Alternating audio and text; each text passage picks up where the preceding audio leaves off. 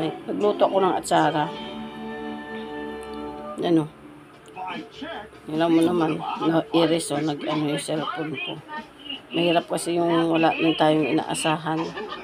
Wala yung anak ko ditong babae sa may ano sila sa Baguio. Yung isa ko naman nga anak doon sa tatay niya. Kasi walay kami ng tatay niya. Alam mo naman sa panahon natin ngayon, mahirap din makahanap tayo ng lalaki niya. Sabihin mo forever natin. Kasi una-una, mahirap din magpili tayo sa sarili natin kasi huwag natin pababain yung sarili natin, nakakahiya lang.